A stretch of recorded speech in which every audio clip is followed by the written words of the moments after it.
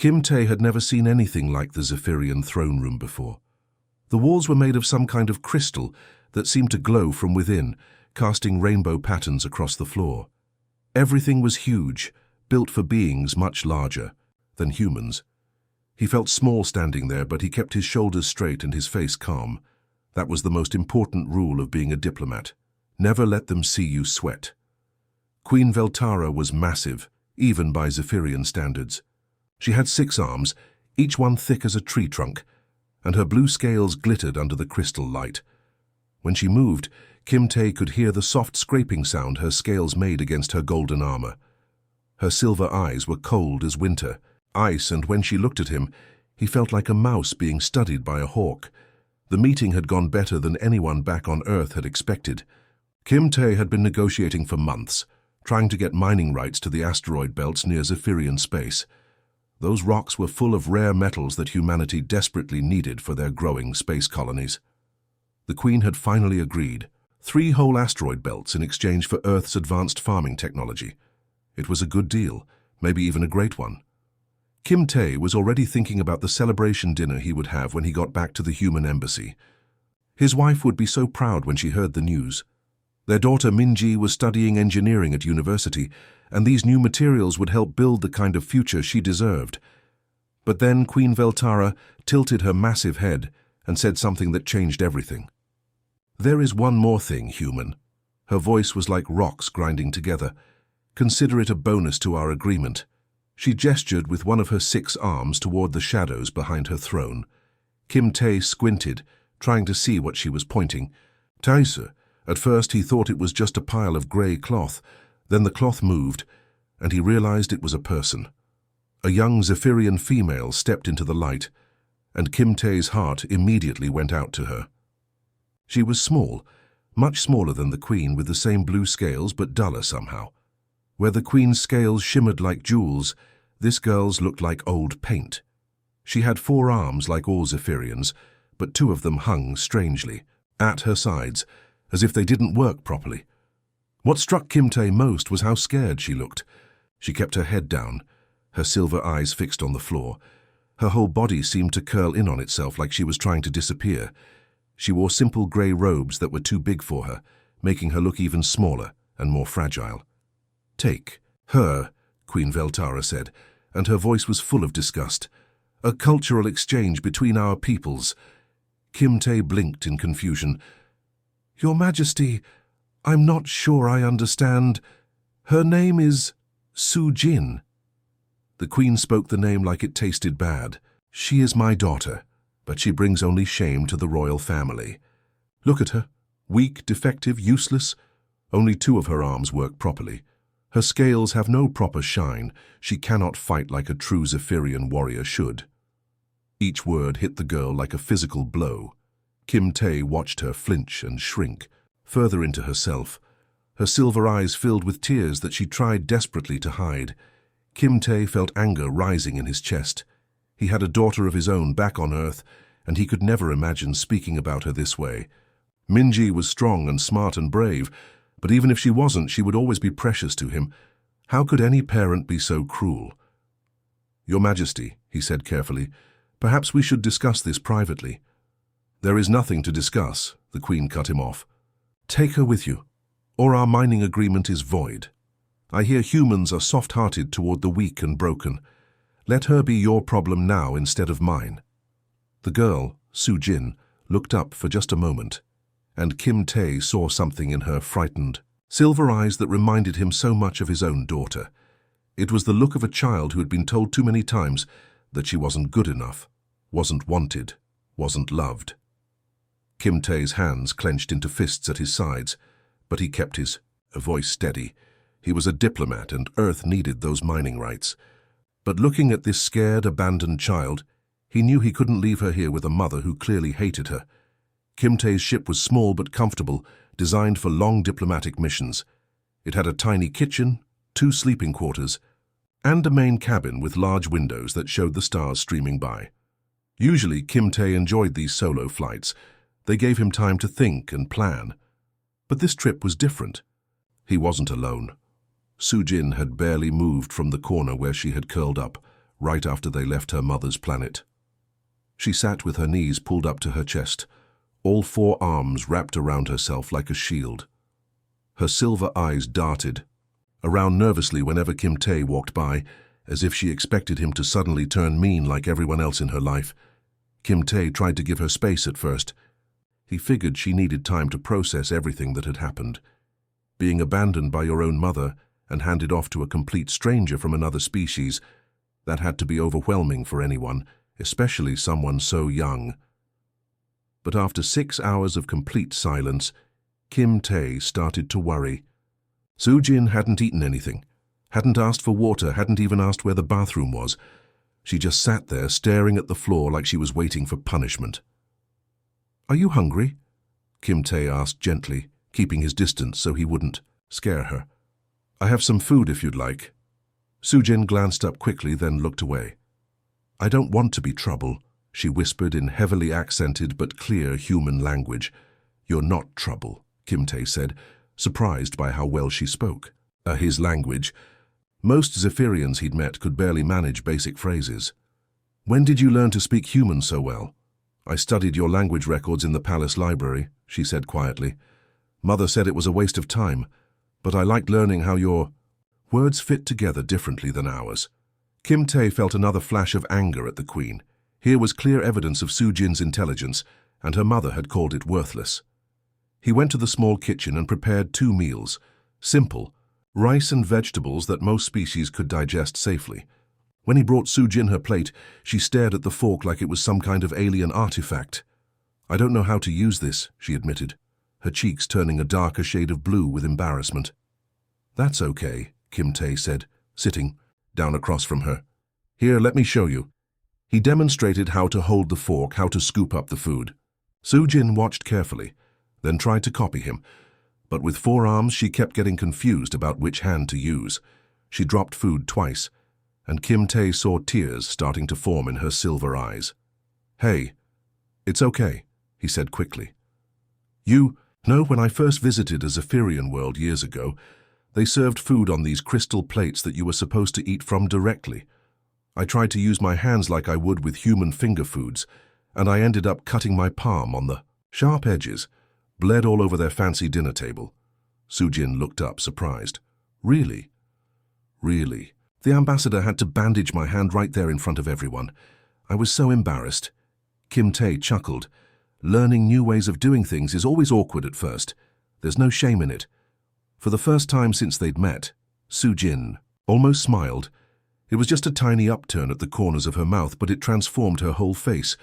She looked less like a frightened animal and more like the young person she actually was. Over the next few days, as they traveled toward the human diplomatic station, Kim Tae began to see glimpses of who Soo-jin really was beneath all that fear and hurt. She was curious about everything. The way his ship's navigation system worked, the star charts on his walls, the books he kept in his personal library. "These numbers don't match," she said one afternoon, pointing at his navigation display. Kim Tae looked where she was indicating and felt his stomach drop. She was right. There was an error in the coordinates that could have sent them way off course. "How did you spot that so quickly?" he asked, impressed. The mistake was subtle, the kind of thing that might take him hours to notice. Soo-jin shrugged, but he could see she was pleased by his reaction. "Numbers make sense to me. They follow patterns, and when the patterns break, I can see it." Another day she helped him translate a complex legal document written in Old Zephyrian, a dialect so ancient that even Kim Tae's best translation software couldn't handle it properly. But Soo-jin read it like it was a children's book, explaining nuances and cultural references that brought the whole document to life. "Your mother called you defective," Kim Tae said one evening as they shared dinner. He'd been thinking about it for days, watching this remarkable young person discover her own capabilities. "But I think she just couldn't see your real strengths." Soo-jin set down her fork. She was getting much better with human utensils, and looked at him with those expressive silver eyes. "Among my people, if you can't fight, you're nothing. A warrior who can't hold 4 weapons properly is worse than useless." "Good thing you're not going to be a warrior then," Kim Tae said with a smile. "I think you'd make an excellent scholar instead." The paperwork for adoption across species was incredibly complicated. Kim Tae spent weeks filling out forms, getting medical clearances, and explaining to various government officials why he wanted to legally adopt an alien princess who had been abandoned by her own mother. Some bureaucrats thought he was crazy. Others worried about the political implications, but Kim Tae didn't care about any of that. He cared about the young girl who still flinched whenever someone raised their voice, who apologized for taking up space, who had never owned anything that was truly hers. When the final adoption papers came through, Kim Tae called Soo Jin into his office at the diplomatic station. "From now on, your legal name is Lee Soo Jin," he told her, showing her the official documents. "You're my daughter now, if that's okay with you." Soo Jin stared at the papers for a long time, her silver eyes wide. "You mean I can stay forever?" "Forever," Kim Tae confirmed. "This is your home now. I'm your family." For the first time since he'd known her, Soo Jin cried. But these were happy tears. She threw all four of her arms around Kim Tae in a hug that nearly knocked him over. "Thank you, Papa," she whispered. Kim Tae had never heard anything more beautiful than that single word, Papa. The Interstellar Academy of Sciences was located on a peaceful planet called New Geneva, where students from dozens of different species came to study together. Kim Tae had pulled some strings to get Soo Jin enrolled, but he needn't have worried about her keeping up. Within the first week, it was clear that she was special. Her first class was basic mathematics, which most students found challenging because it required learning to think in ways that worked for multiple species.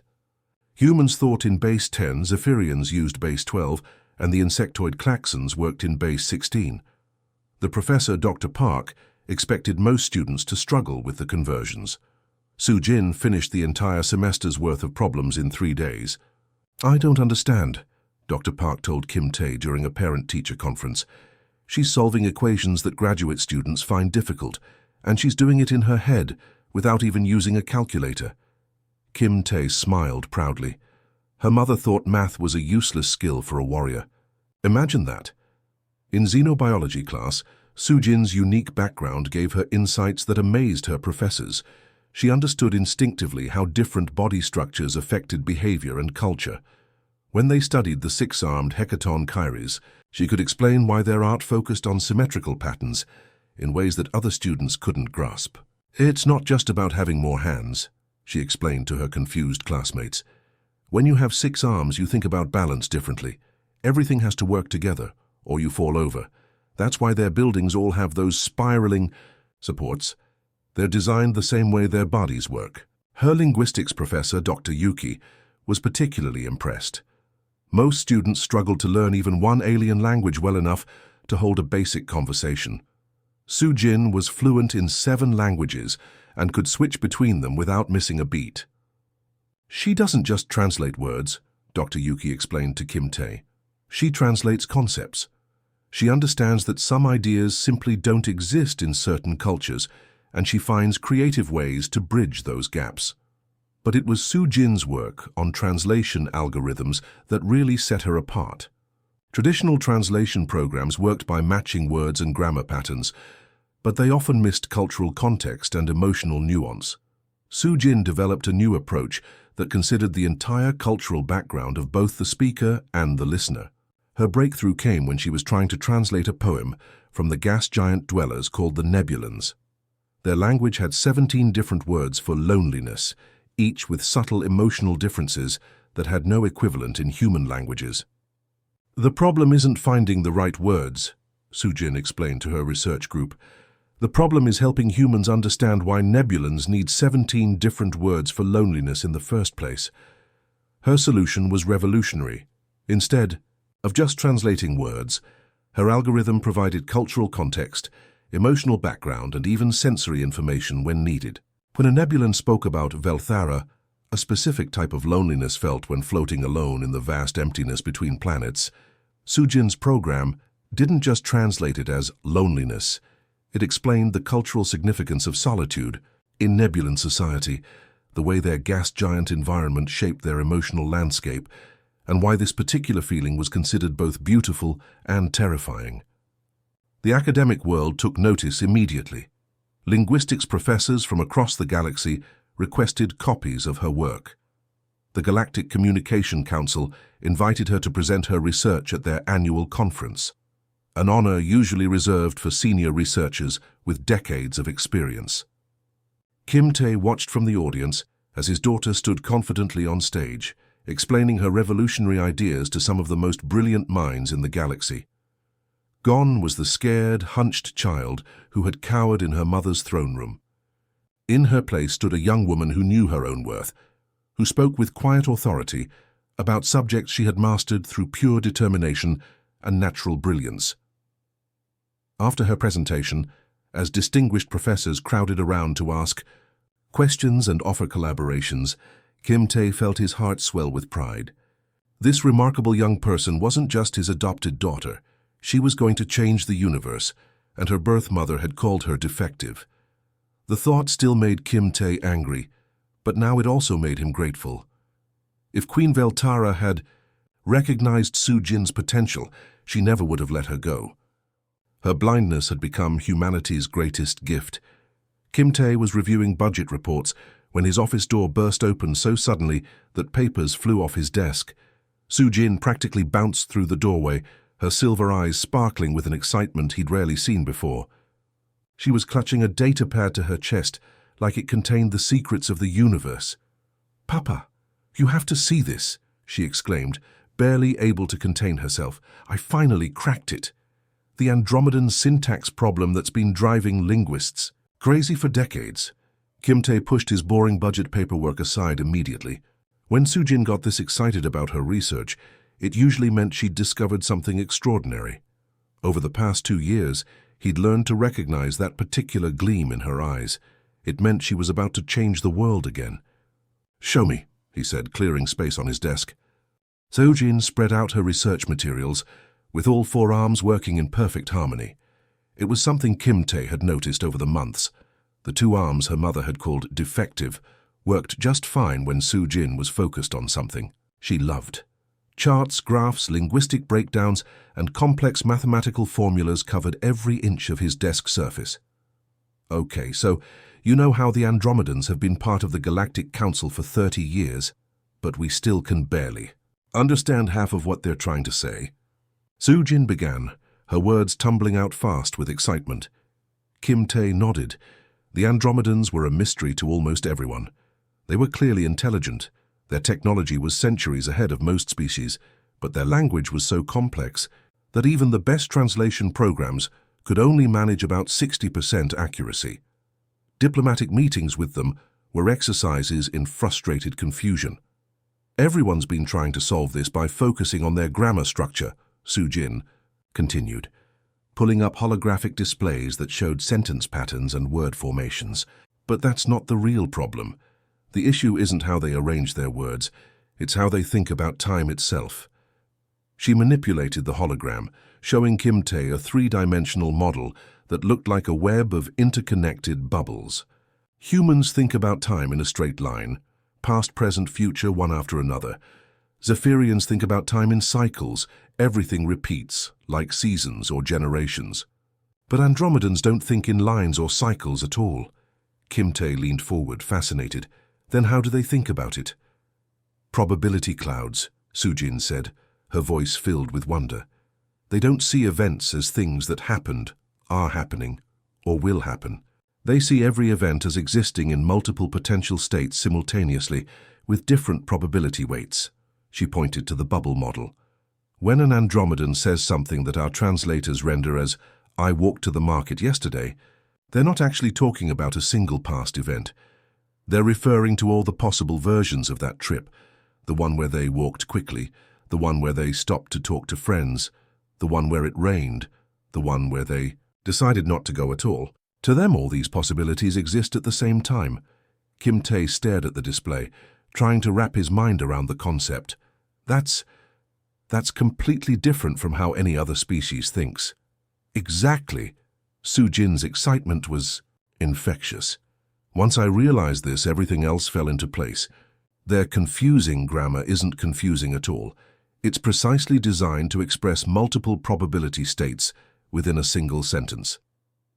What we thought were grammatical errors were actually sophisticated ways of indicating the likelihood of different outcomes. She pulled up another display showing before and after translation examples.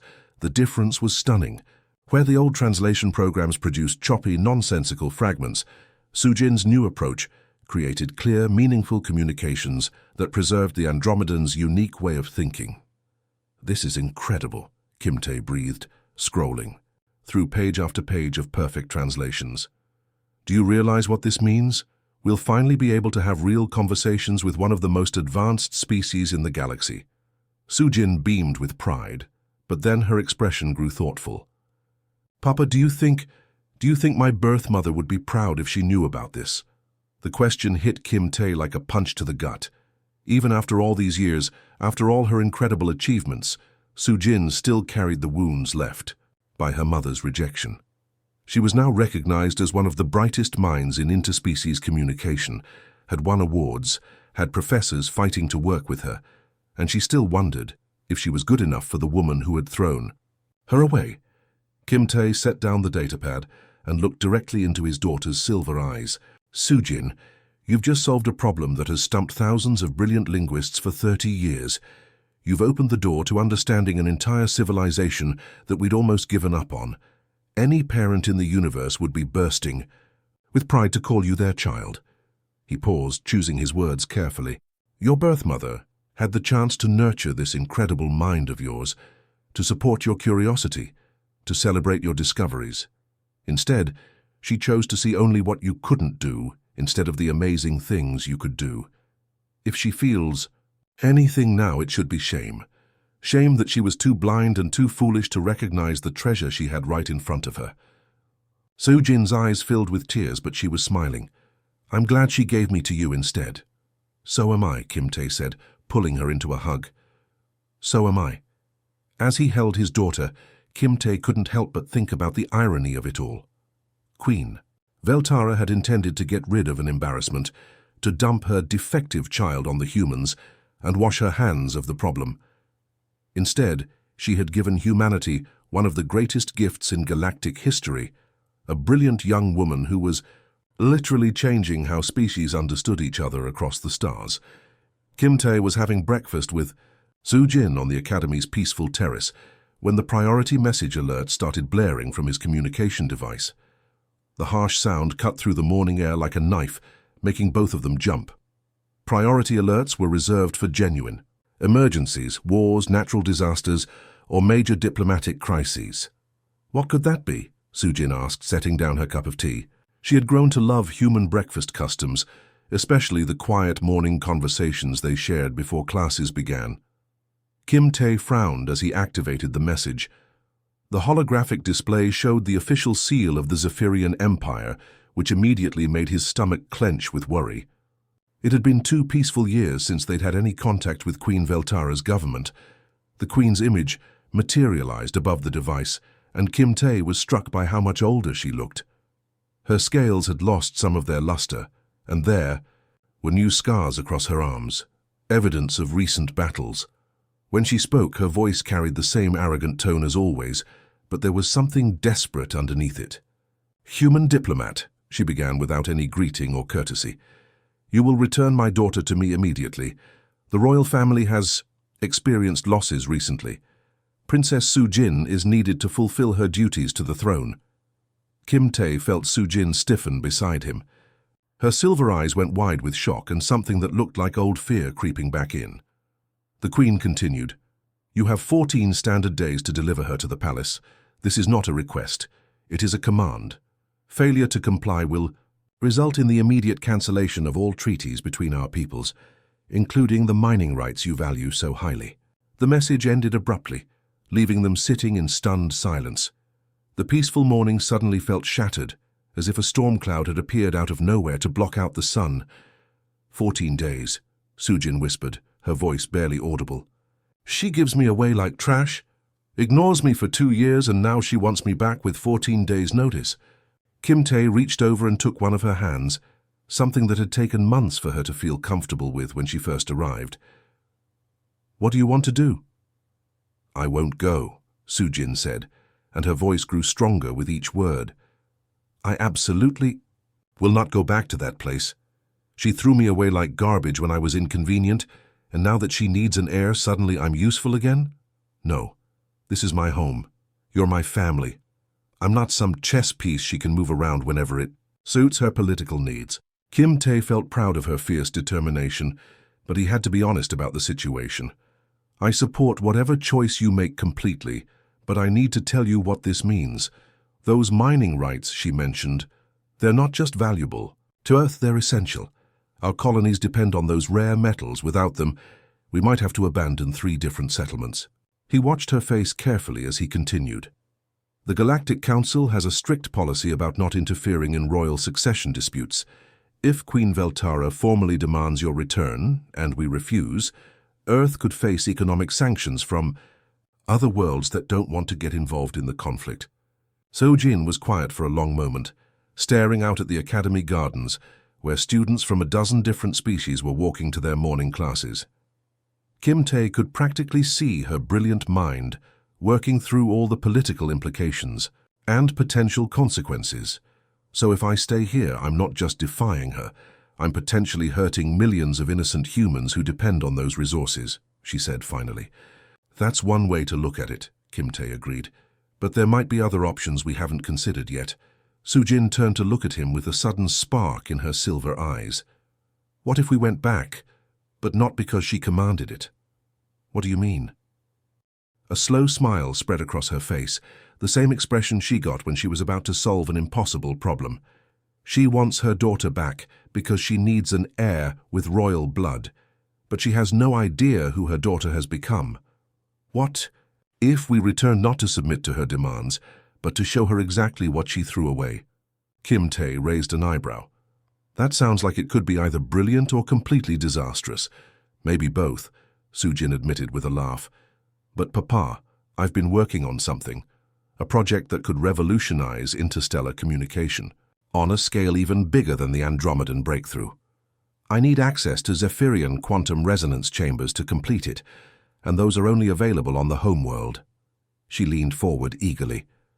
What if Queen Veltara gets exactly what she asked for, her daughter's return, but discovers that her defective child has become someone she never could have imagined? Someone who could offer her people something far more valuable than just another royal heir? Kim Tae studied his daughter's determined expression and felt a familiar mixture of pride and worry. You want to walk back into the lion's den. I want to show a queen what real strength looks like, Soo-Jin replied firmly. She taught me that physical power was the only thing that mattered. Let's show her what intellectual power can accomplish. Kim Tae was quiet for a moment, considering all the risks. Then he smiled. When do we leave? That evening, Kim Tae found So-Jin in her private laboratory at the academy, surrounded by holographic displays that filled the entire room with swirling patterns of light and data. She had been working late every night for months, but she'd always been secretive about the details. Now, as she gestured for him to come closer, he finally understood why. Papa, what I'm about to show you has to stay completely confidential. Until we're ready, she said, her voice serious in a way that reminded him she wasn't a child anymore. I've been working on this for over a year, and it's not finished yet. But if I can complete it, it could change everything about how species communicate across the galaxy. She waved her hands, and the holographic displays reorganized themselves into a massive 3-dimensional model that looked like a web of interconnected stars. Each point of light pulsed with different colors, and streams of data flowed between them like rivers of information. What am I looking at? Kim Tae asked, walking around the display to examine it from different angles. The Universal Communication Network, Soo-Jin said, her eyes bright with the passion that always appeared when she talked about her research. Imagine if every inhabited world in our galaxy could communicate instantly, not just with words, but with complete cultural understanding. She manipulated the display, zooming in on individual connection points. Remember my breakthrough with the Andromedans? How I figured out that they think about time as probability clouds instead of linear sequences? Well, I started wondering, what if every species has fundamental differences in how they process information that we don't even realize? Kim Tae nodded, beginning to see where she was going with this. So I started studying the basic thought patterns of different species, not just their languages, but how their brains actually organize information, Sujin continued. Humans process data sequentially, one piece at a time. Zephyrians think in layered patterns, building complexity on top of simple foundations. The crystal-based lithoids think in harmonic frequencies. The gas-dweller nebulans process everything through emotional contexts first. She gestured, and the display showed examples of how different species might interpret the same simple message. A human saying, "I am happy to meet you," might be understood completely differently by a lithoid, who would focus on the harmonic patterns in the voice, or by a nebulan, who would analyze the emotional undertones before even processing the actual words. Current translation technology just converts words from one language to another, Sujin explained. But that's like trying to translate a symphony by only changing the names of the musical notes.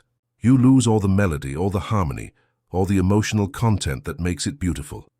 Kim Tae was beginning to understand the scope of what she was proposing.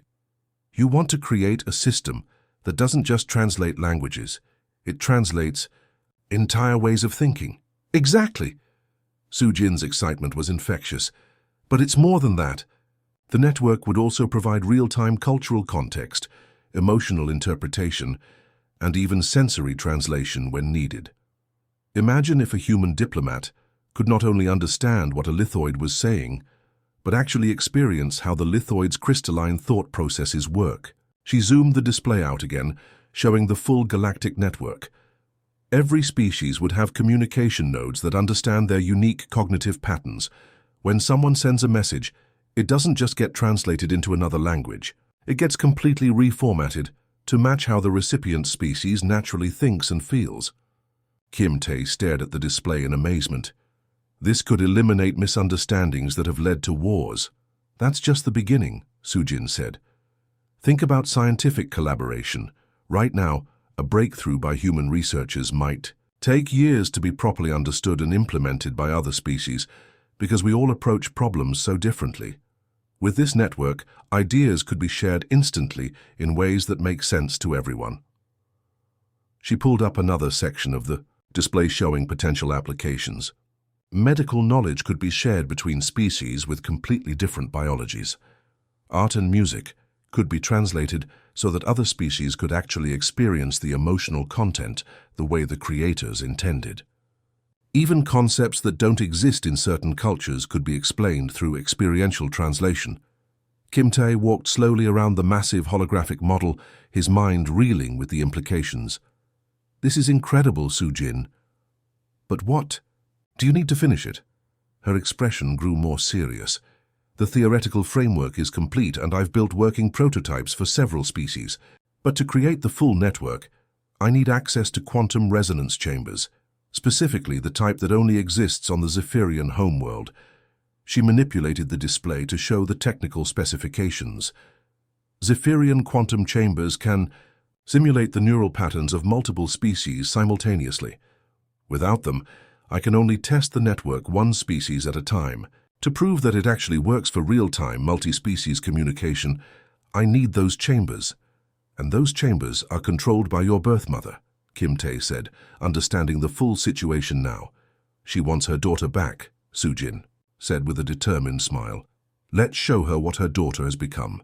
Let's show her that the defective child she threw away has created something that could bring peace to the entire galaxy.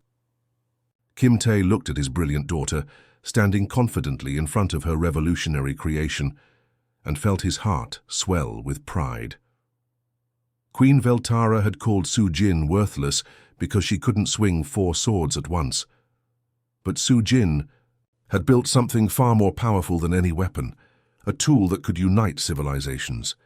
Let's go show a queen what she really lost, he said with a smile, and maybe save the galaxy while we're at it. The massive doors to Queen Veltara's throne room opened with the same grinding sound Kim Tae remembered from 2 years ago, but everything else about this moment felt completely different.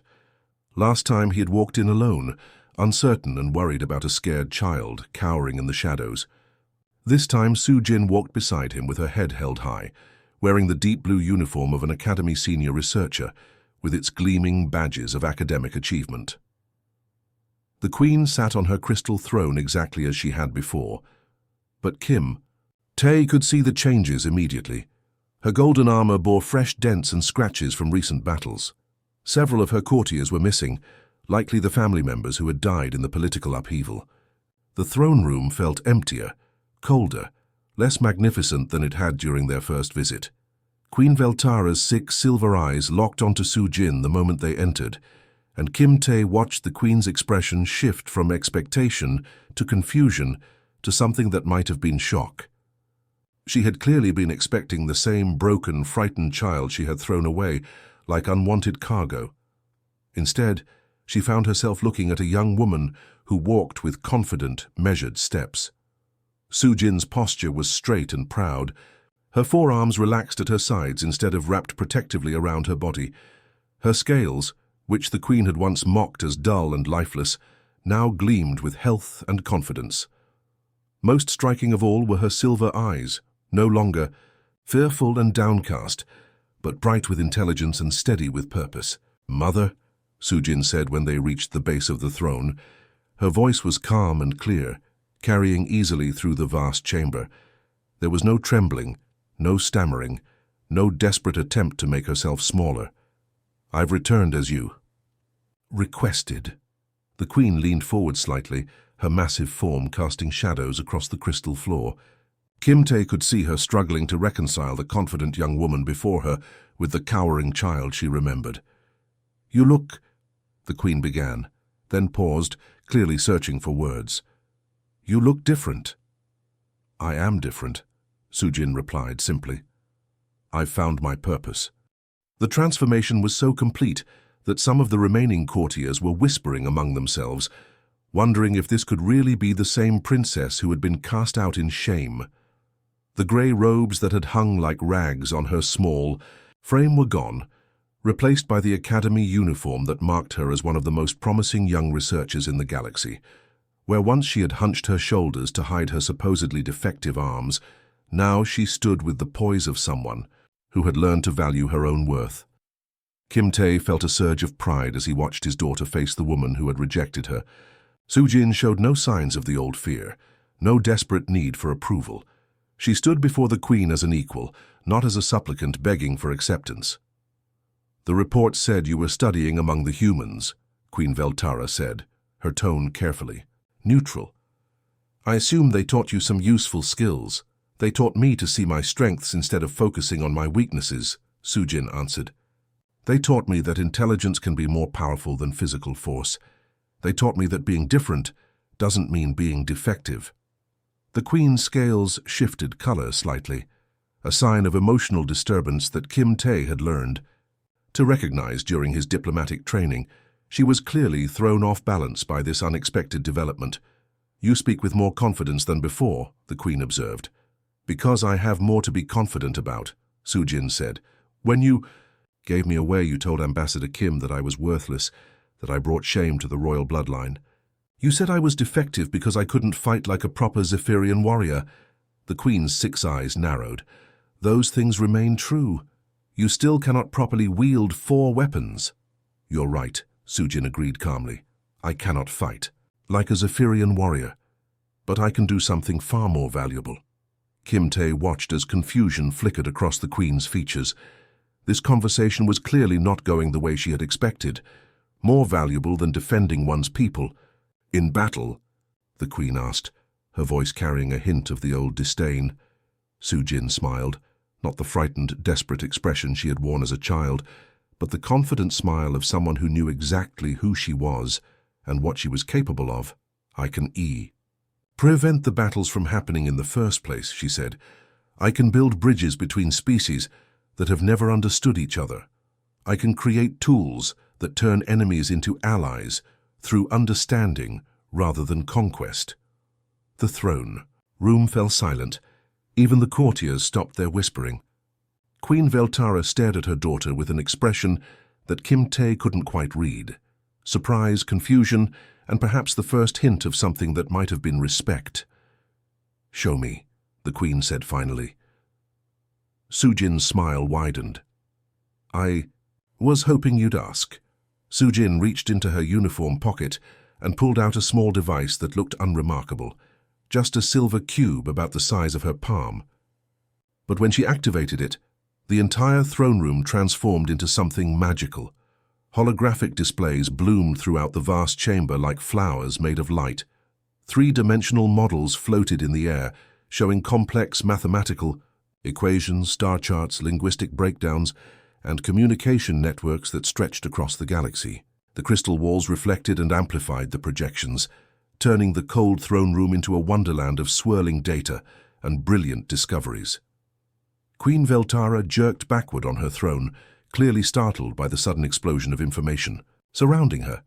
Her 6 eyes darted frantically from display to display, trying to process what she was seeing. The remaining courtiers gasped and pointed, some backing away from the unfamiliar technology. "Don't worry," Sujin said calmly, noticing their alarm. "It's just light. The projections can't hurt anyone." She gestured with one hand, and the displays reorganized themselves into a more orderly presentation. Academic certificates appeared. First, degree completions, research awards, commendations from professors representing dozens of different species. Each achievement floated past the Queen's throne like a parade of accomplishments. "Graduated top of her class in xenobiology," Kim Tae said proudly, pointing to one of the certificates.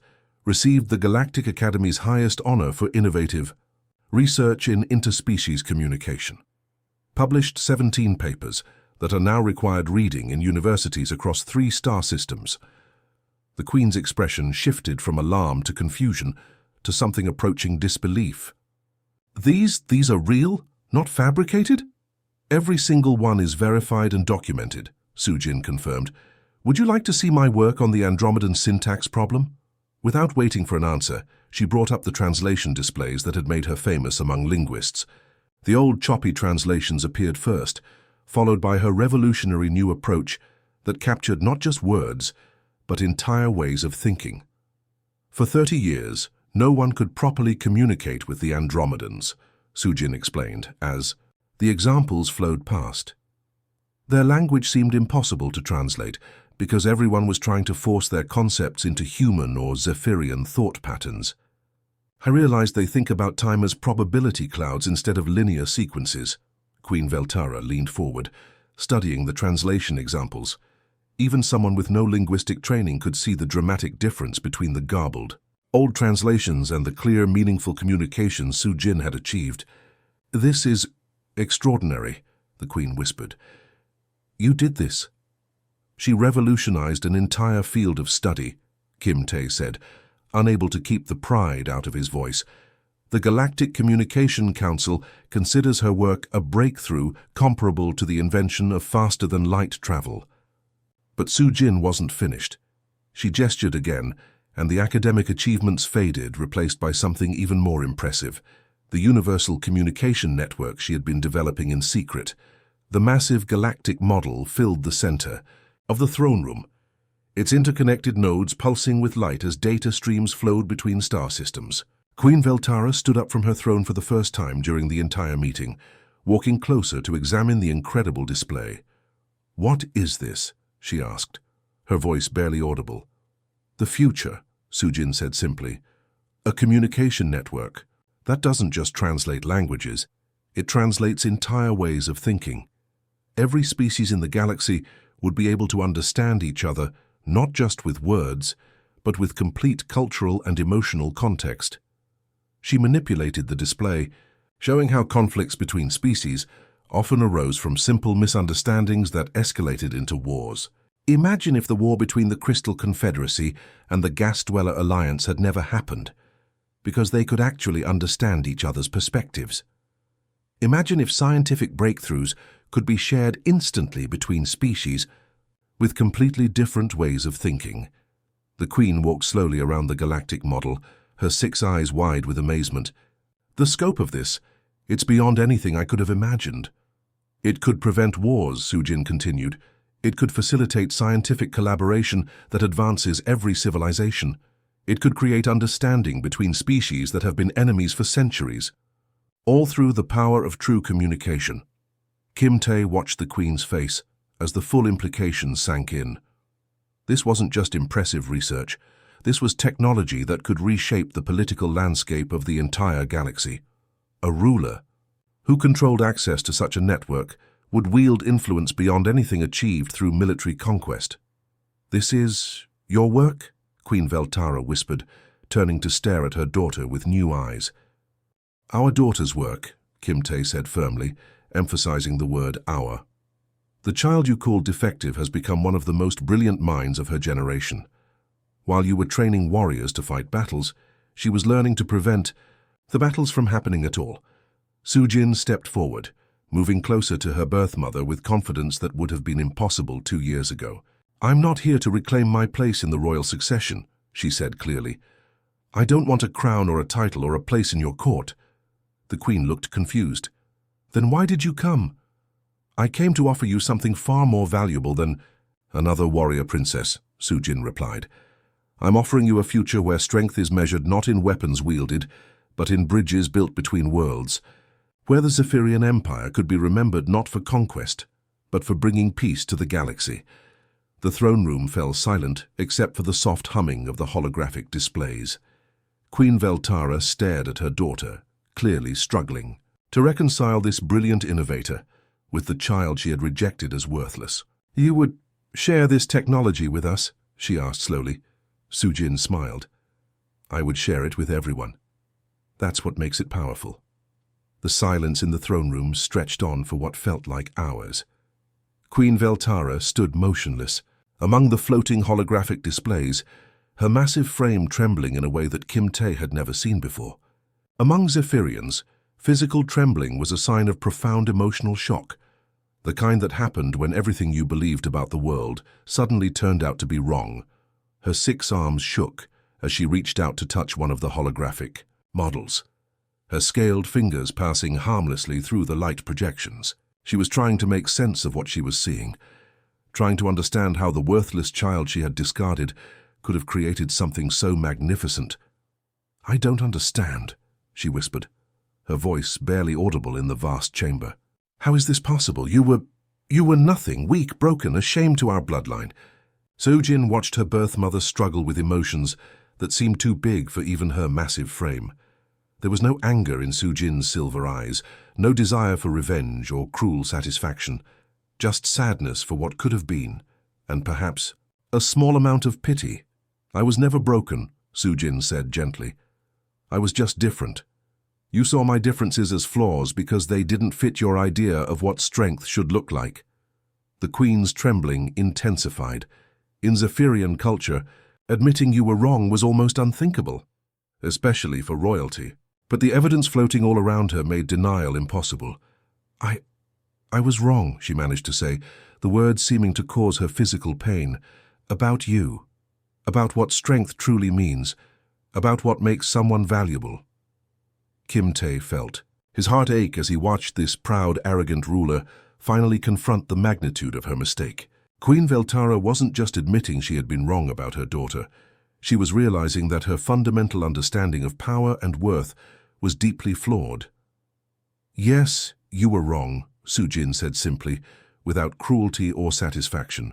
"But you don't have to stay wrong." She gestured to the holographic displays around them. "This technology could transform your empire, not through conquest or fear, but through understanding and cooperation. You could lead the galaxy into a new age of peace and collaboration." The queen looked at her daughter with new eyes, really seeing her for perhaps the first time. "You would help us, after what I did to you." "I learned something important from my human family," Sujin replied.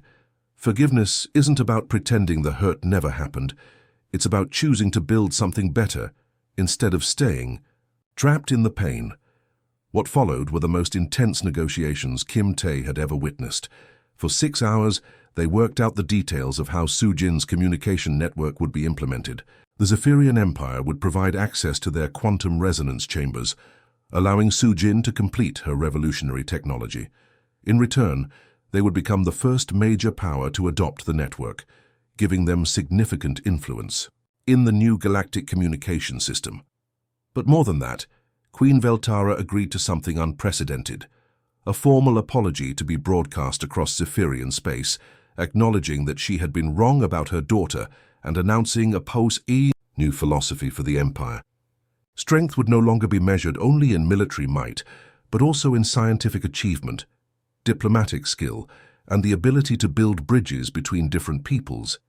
When the treaties were finally signed and the holographic displays faded away, Kim-tae and Soo-jin prepared to leave the palace. As they walked toward the massive doors, Queen Veltara called out one last time. "Soo-jin," she said, and for the first time in memory, there was genuine emotion in her voice. "I am proud of who you have become, even if I had no part in making you this way." Soo-jin turned back to look at her birth mother one last time. "You did have a part in it," she said quietly.